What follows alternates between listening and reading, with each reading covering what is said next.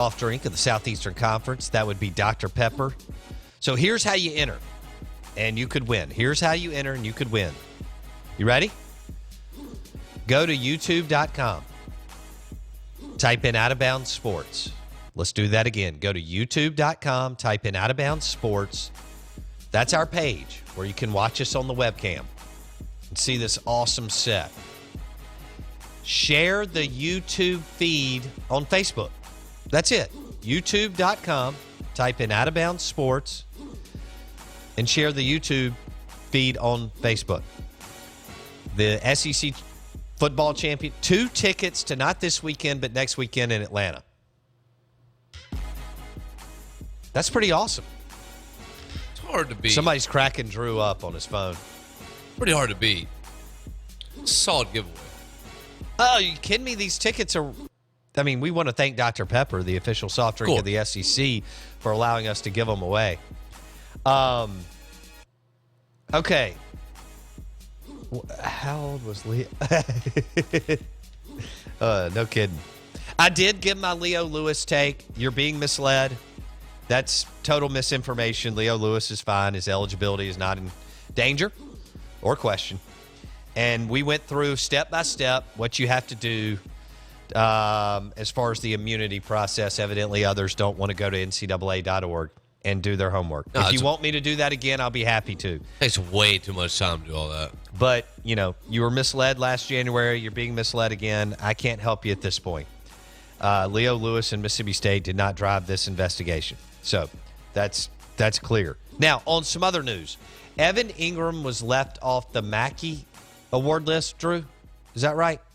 Yes. He was left off once they announced the finalist. Is that correct? Yeah, he made the semifinal list. I don't know how he doesn't make it as the finalist and how he doesn't either win it or he's down, Evan Ingram and another player. If you didn't put him on the Mackey Award, would you consider him for the Biletnikoff if you're going to consider him a receiver? Or is there too many good wide receivers that are...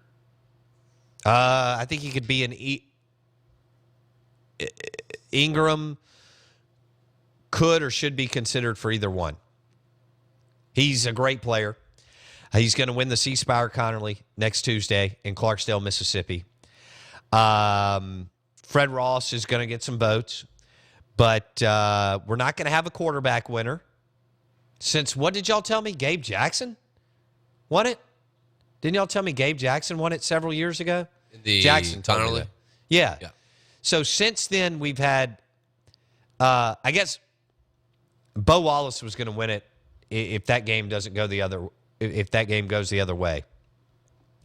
But so it's just been Dak between now and Gabe Jackson. Is that it? Because Dak was a back-to-back winner. Okay, Dak was a back-to-back winner. Eli Manning won it twice, but he won it his sophomore and senior year. He could have easily won it his sophomore, junior, and senior year. He, in my opinion, the greatest player to ever play at Ole Miss, even over his father, Charlie Connerly, Jake Gibbs, among others. Jackson? You have him above someone like Shea Patterson? I mean, this is crazy. Shea is better than him. We've been told this already. I'll take a 6'4", 235-pound guy. Oh, and I think Shea's going to be magnificent, and he's going to be a great college player.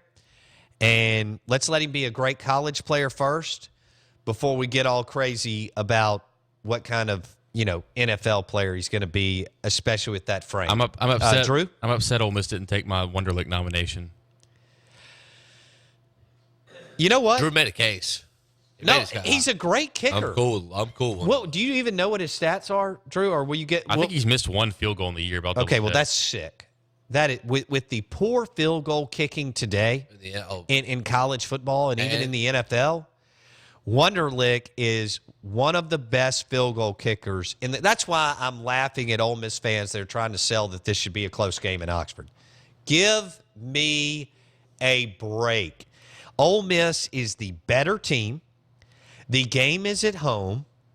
Not only does Ole Miss have more talent on the roster and been a composite top 15 recruiter, but the kicking game, Ole Miss has a super field goal kicker, and MSU's field goal kicking is non-existent. Please stop trying to sell me that this should be a close game. if you try to, hold that conversation with me this week, you'll get torched in 10 seconds. Ole Miss is the better team, and the game is at home. At that point, the conversation's over. Trying to tell me that, MSU is even close talent-wise to this team is absurd. Now, can Fitzgerald make big plays on Saturday? Absolutely. Should he make big plays on Saturday? He should. But Dave Womack, as far as his defensive line, has dominated the Mississippi State offensive line the last 2 years. It's where the game's – I've tried to tell people this. The game's been won 2 different ways. Ole Miss, explosive plays on offense. Ole Miss, their defensive line has dominated the Mississippi State offensive line. That's it. There's no point in overthinking it. You can wrap it up. The conversation's about 15 seconds. Ole Miss has won the game because of explosive plays on offense and because the Ole Miss D-line has absolutely manhandled the Mississippi State offensive line. And I'm right on both. Wonderlick's only miss is from 50+. He's great. He's one of the best field goal kickers in the country. And Ole Miss, not that they'll need to, because I think they may score, every time, but they'll be able to kick field goals. Dan's going to have to go for it on 4th down every single time. We're live in the Bank Plus studio. Welcome in Mike Detillier at 8:50.